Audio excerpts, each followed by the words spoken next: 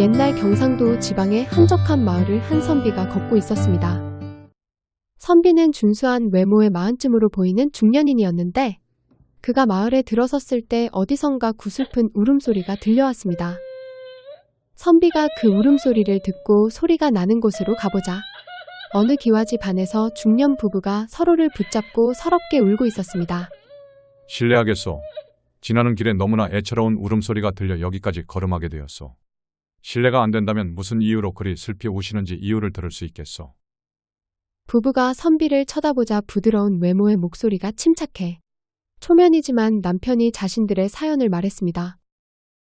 우리가 이렇게 슬픔에 잠긴 건 하나밖에 없던 아들이 갑자기 세상을 떠났기 때문이요. 그런 일이 있으셨구려. 뭐라 위로의 말을 드려야 할지 모르겠소이다.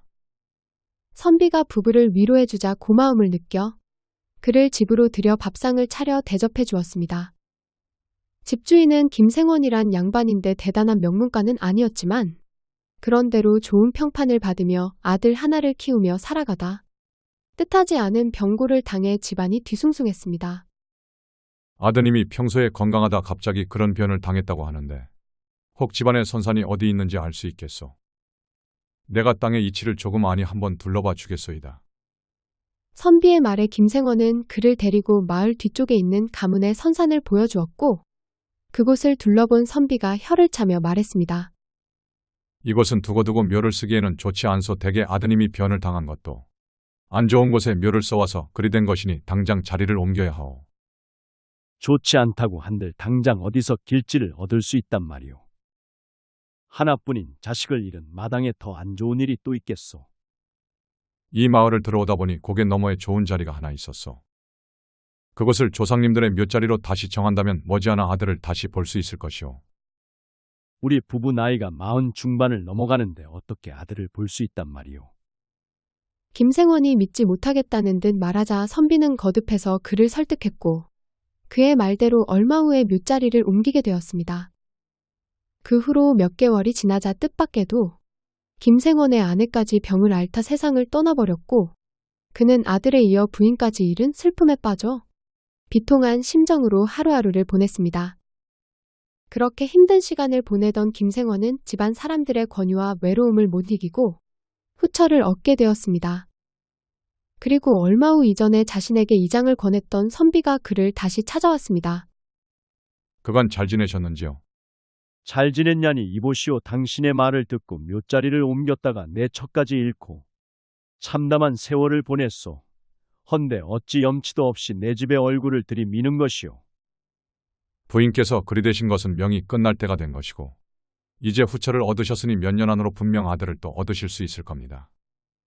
선비를 보고 역정을 내던 김생원은 그의 말을 듣고 노기를 풀고 그를 다시 집안으로 들여 며칠 동안 깍듯이 손님 대접을 해주었습니다.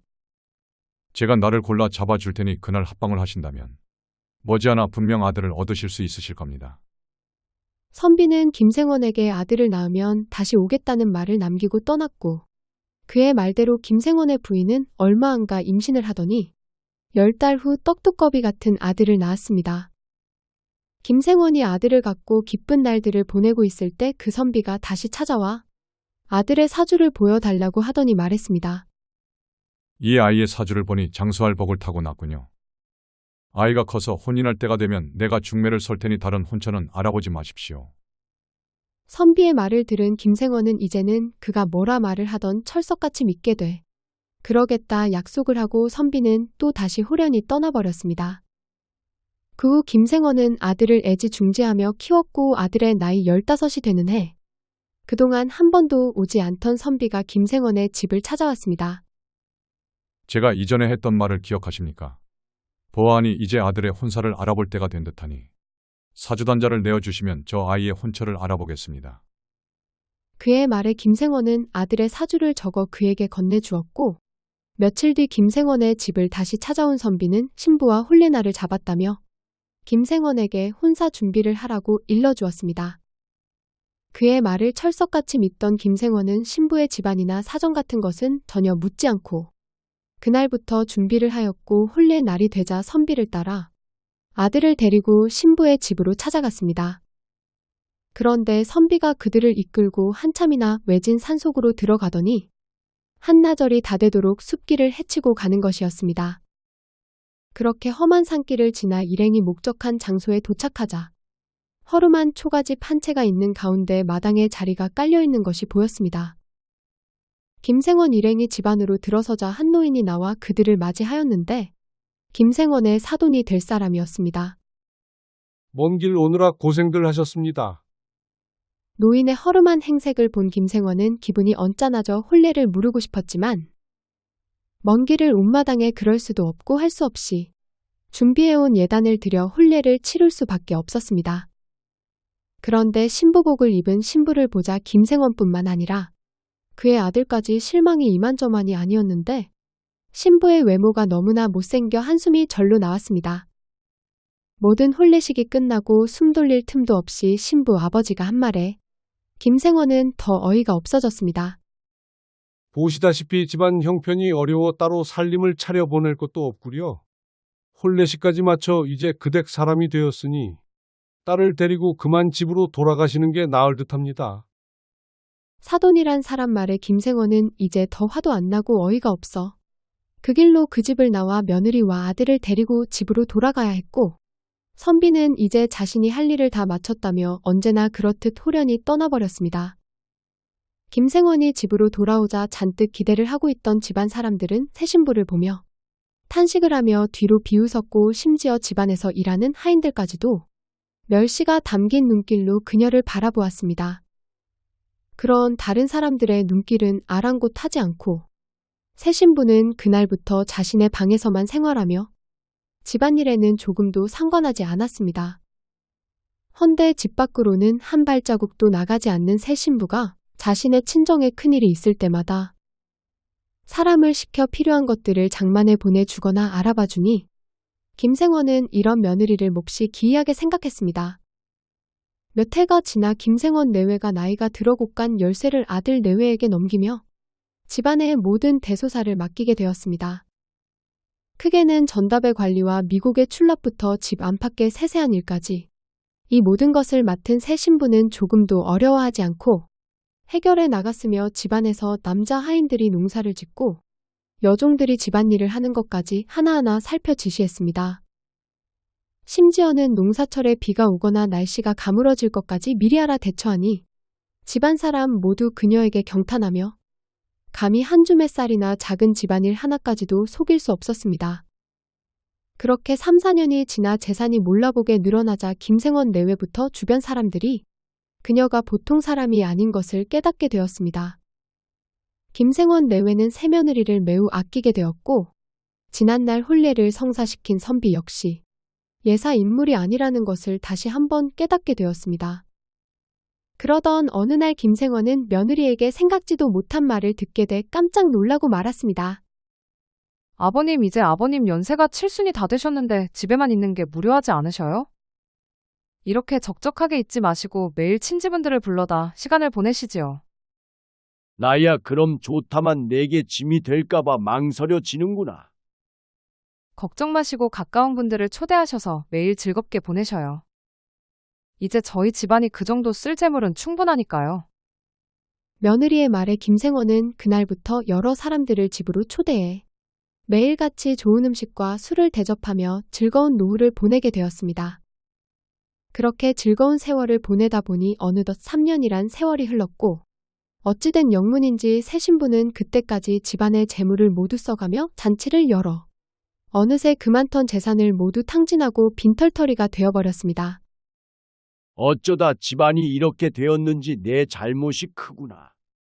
어렵게 일군 가산을 흥청망청 보내다 다 써버렸다니. 아버님 너무 걱정 마시고 이렇게 된 이상 이곳에 남아서 살아갈 수 없으니 저희 친정이 있는 곳으로 가시지요.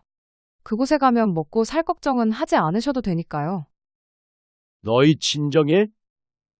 자신의 며느리를 무조건 믿게 된 김생원은 그녀의 말대로 그나마 남은 재산을 모두 처분해 집에서 일하던 하인들까지 모두를 데리고 자신의 친정이 있는 곳으로 향했습니다. 그들이 어렵게 새 신부의 친정집에 도착해보니 예전 아들의 혼례를 주선했던 선비가 먼저 와 그들을 기다리고 있었습니다. 아니 이게 얼마만이요? 그간 강령하셨습니까? 먼 길을 와 피곤하실 텐데. 여독을 푸시고 이야기는 나중에 차차 하시죠. 김생원의 가족들은 그날부터 새 신부의 친정 동네에서 생활하게 되었는데 오래된 초가가 몇 채 있어 머무는데 걱정이 없었고 개간된 땅까지 있어 그곳에다 농사를 지으며 어렵지 않게 살 수 있었습니다. 그렇게 수개월의 시간이 훌쩍 지나고 산골에서만 있던 김생원이 답답함을 느끼고 고향 마을이 그리운 생각이 들어 말했습니다. 이곳 생활이 편하긴 하지만 집으로 가고 싶구나. 언제 한번 다녀오는 게 어떻겠느냐? 아버님 답답한 마음은 알겠지만 지금은 이 마을을 떠날 수 없는 상황이에요. 그게 무슨 말이냐? 이 마을을 떠날 수 없다니. 제가 바깥 사정을 알려드릴 테니 저와 함께 나가보시지요. 김생원은 며느리의 말에 그녀와 산 꼭대기에 올라서자 멀리서부터 천지를 뒤흔드는 듯한 소리가 울려왔습니다. 아니 이게 무슨 소리냐? 아버님 지금 나라에 큰 난리가 벌어졌습니다.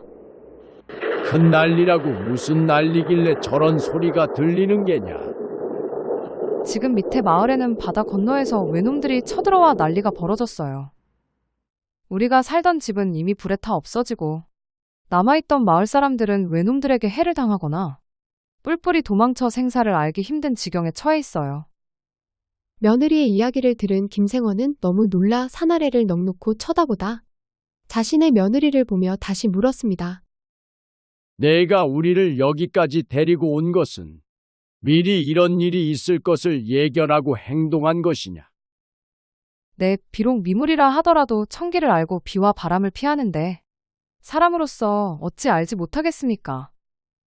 며느리의 말을 들은 김생원은 자신의 며느리가 예삿사람이 아니라는 것을 알고는 있었지만 자신의 생각을 훨씬 뛰어넘는 기이한 인물이란 걸 깨닫고 지난날 선비가 며느리와 아들을 혼례시켜준 것에 감사하고 경탄할 따름이었습니다.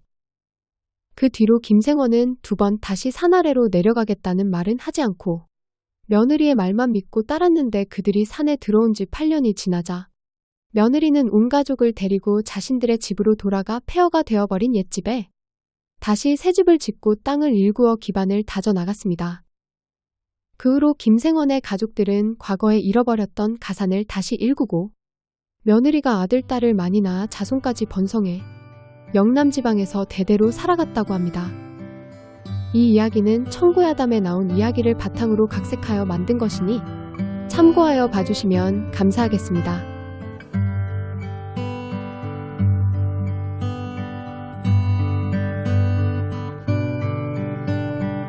긴 영상 봐주셔서 진심으로 감사드립니다. 다음에 더 좋은 이야기로 찾아뵙겠습니다.